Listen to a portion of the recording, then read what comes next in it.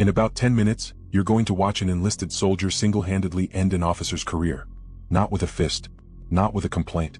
With a clipboard. See, this officer refused to file a police report when this soldier's gear got stolen. Said it would look bad on his record. Swept it under the rug.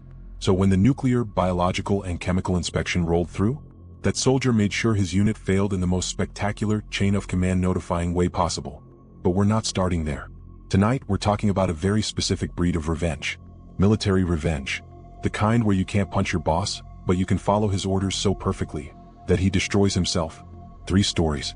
3 officers who forgot the oldest rule in the book. Never give an order you can't take back. Let's get into it. Alright, so this happened back when I was stationed at Fort Hood. And look, if you've ever lived in military barracks, you know the deal. The floors are everything. I'm serious. Commanders care more about how shiny that linoleum is than whether you can actually shoot straight. It's like the entire army runs on floor wax and PowerPoint slides. So we had this first sergeant. I'm gonna call him First Sergeant Daniels. Daniels was a lot. You know the type. The guy who peaked in basic training and has been chasing that high ever since. Everything was a problem. Everything was your fault. And he loved, doing surprise inspections at like 6 a.m. on a Saturday just to mess with people. So one week, we're prepping for some battalion-level inspection. Big deal. Brass coming through. And Daniels is losing his mind over the floors. We'd been waxing these floors for like 3 days straight.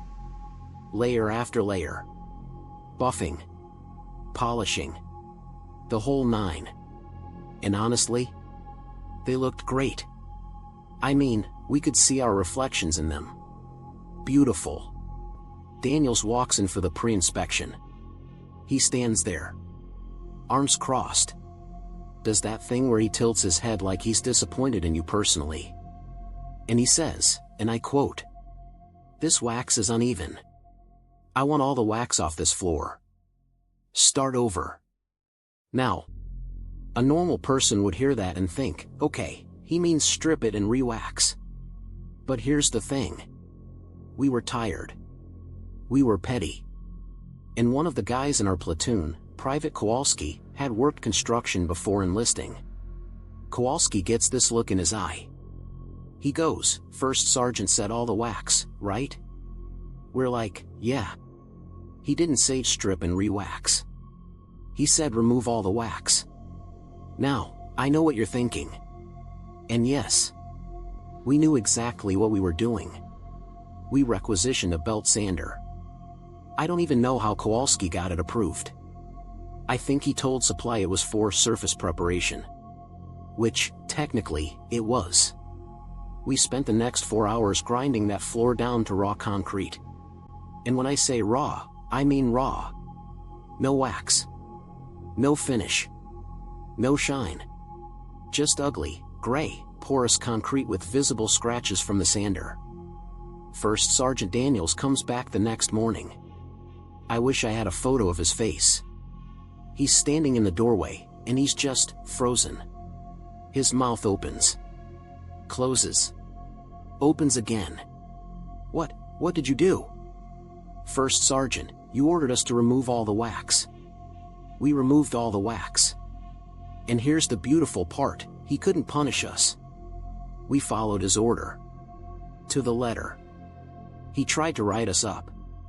Took it to the company commander. But the CO just looked at the order, looked at the floor, and basically said, "You told them to remove all the wax." They removed all the wax. What's the problem? The inspection got delayed 2 weeks while they brought in contractors to resurface the floor. Cost the battalion something like $8,000. And First Sergeant Daniels? He never gave us a vague order again. $8,000. Because a first sergeant couldn't be bothered to say, strip and re-wax. Here's the thing about the military, and really, any rigid hierarchy. The people at the top assume their orders will be interpreted charitably. They assume the people below will fill in the blanks, use common sense, cover for their lazy communication. But when you push people far enough, they stop filling in the blanks. They stop using common sense. They follow your words. Exactly. Precisely. Maliciously. Now, that first sergeant was a nuisance. A petty tyrant playing king of a 40-man barracks. But what happens when the person giving the order isn't an NCO? What happens when it's a general? Okay, so this one didn't happen to me personally, it happened to my buddy Jenkins when he was stationed overseas. But I've heard him tell this story probably 15 times, and it never stops being funny. So Jenkins was part of this training unit. They're out in the middle of nowhere, I won't say exactly where, but imagine a lot of dust and not a lot of anything else. They're prepping for a big joint training exercise. Multiple units. International partners. The works. And about a week before the exercise kicks off, word comes down that a general is flying in to observe. Now, when a general visits, everything goes insane. Suddenly every piece of equipment needs to be repainted. Every uniform needs to be pressed. Every blade of grass needs to be exactly regulation height. It's theater. Everyone knows it's theater. But you play along because that's how it works. So the general's aide-de-camp does an advance visit.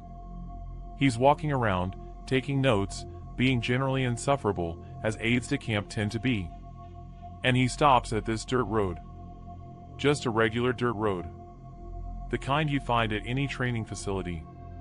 Packed earth. Gravel. Dust. The aide looks at it. Frowns. And he says, the general will be driving in on this road. I want it swept clean before he arrives. Jenkins, Sergeant Major, who's been in the army for like 25 years, stares at this guy. Swept clean?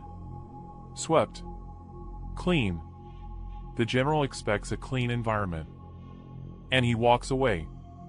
Now, the Sergeant Major turns to Jenkins and the rest of the platoon. And you can see it in his eyes. That little spark. He goes, you heard the man. Get some brooms. So that's what they did.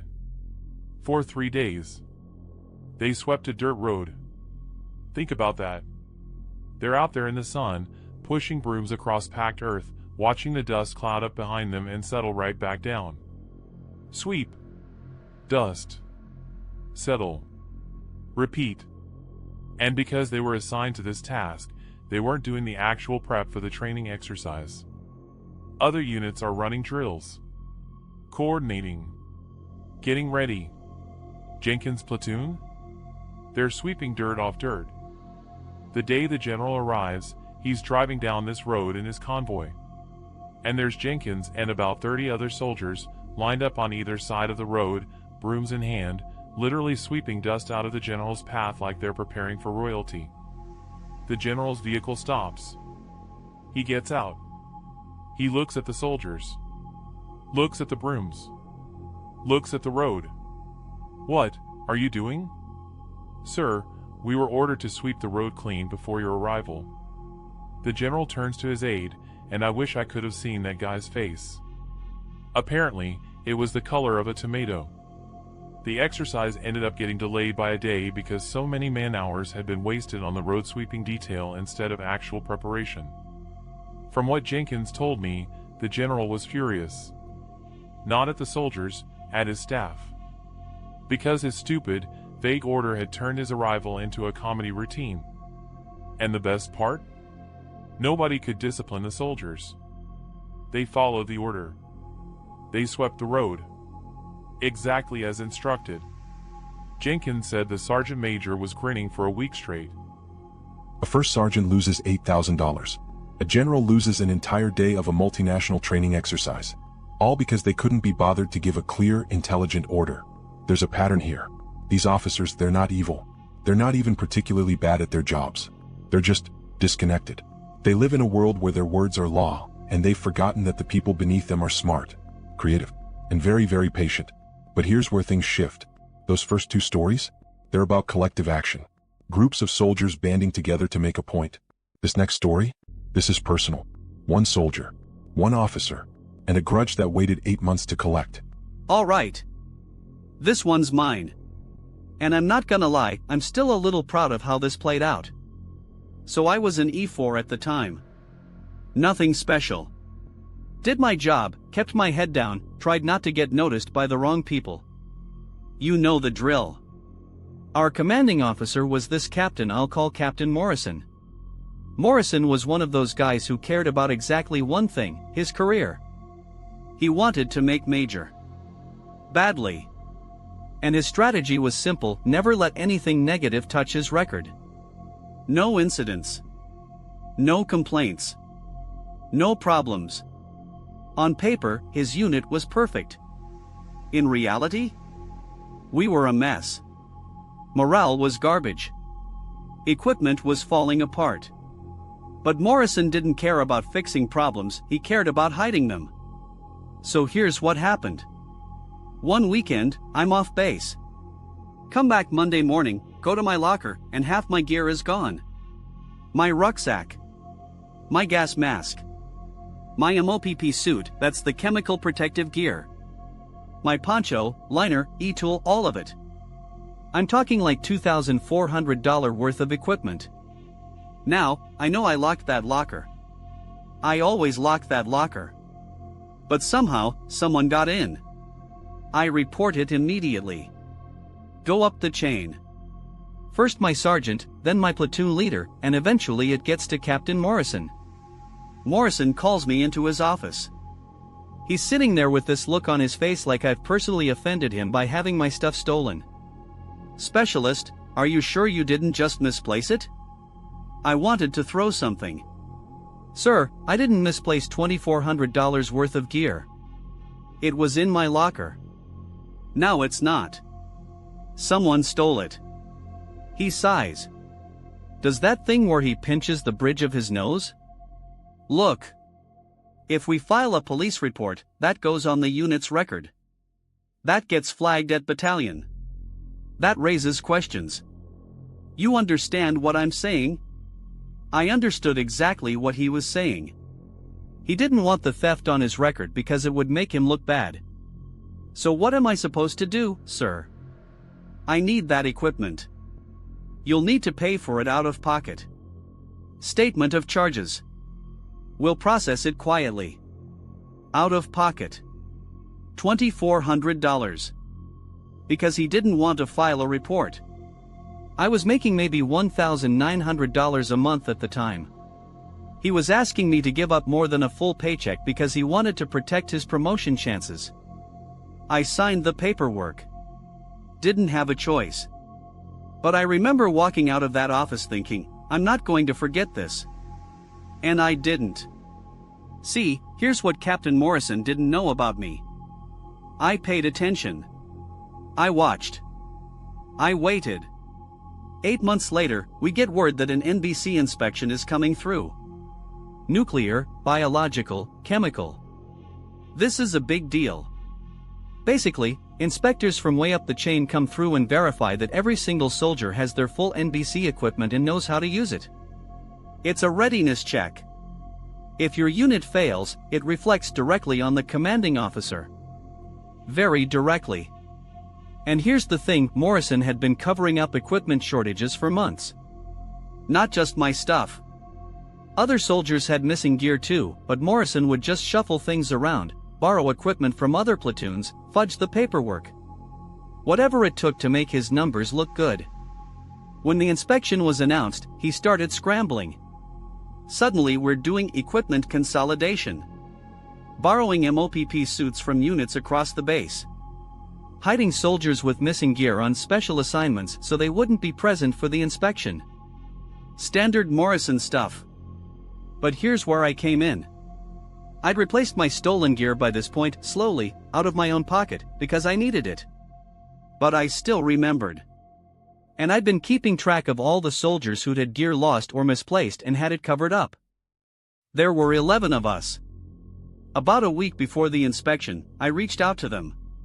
Quietly. One at a time. I told them what I was planning. Most of them were in. See, Morrison's plan was to have us conveniently be somewhere else during the inspection. Training details. Medical appointments. Whatever excuse he could manufacture. My plan was simpler. We'd show up anyway. Day of the inspection arrives. Morrison's running around like a chicken with his head cut off, making sure everyone's in position, making sure his little shell game is working. And then we walk in. All 11 of us. Morrison sees us from across the motor pool, and I swear his face went white. He starts walking over, fast, and he's doing that loud whisper thing where he's trying to yell but can't because the inspectors are right there. "What are you doing here?" "You're supposed to be." "Supposed to be where, sir?" "We're on the roster. We're ready for inspection." And we were. Ready to show the inspectors exactly what we didn't have. The inspection started. One by one, we opened our gear. One by one, the inspectors saw the missing equipment. The substituted gear that wasn't regulation. The items that had been borrowed and weren't actually assigned to us. We answered every question honestly. "Where's your gas mask, specialist?" "Stolen 8 months ago, sir." I reported it, but Captain Morrison refused to file a police report. The inspector's pen stopped moving. He refused? "Yes, sir." Said it would look bad on the unit record. I watched that inspector make a note. Then he looked over at Morrison. Then he made another note. By the end of the inspection, our unit had failed in 5 separate categories. Catastrophically. The kind of failure that doesn't just raise questions, it launches investigations. Within 2 weeks, there was an inquiry. Within a month, Captain Morrison was relieved of command. His career, the only thing he actually cared about, was done. No promotion. No majors oak leaves. Nothing. And me? I got interviewed as part of the inquiry. Told them everything. The theft. The refusal to file a report. The pressure to pay out of pocket. They thanked me for my honesty. I know I sound petty. Maybe I am petty. But here's the thing, that man looked me in the eye and told me to eat a $2,400 loss so he could keep his record clean. He made that choice. I just made sure someone noticed. 3 stories. A first sergeant who lost $8,000 in 2 weeks of his life to raw concrete. A general who turned his grand arrival into a comedy of errors, sweeping dust off dirt. And a captain who lost his entire career because he thought he could sacrifice one soldier's paycheck for his promotion. There's a lesson here. And it's not don't give stupid orders, although yeah, don't give stupid orders. The lesson is simpler. Respect the people beneath you. Because they're watching. They're listening. They're remembering. And when the moment comes, they'll follow your orders. Exactly. To the letter. If you've got a malicious compliance story of your own, drop it in the comments. I read every single one. And if you're new here, subscribe. We've got a whole archive of stories about what happens when people push back, the smart way. Until next time.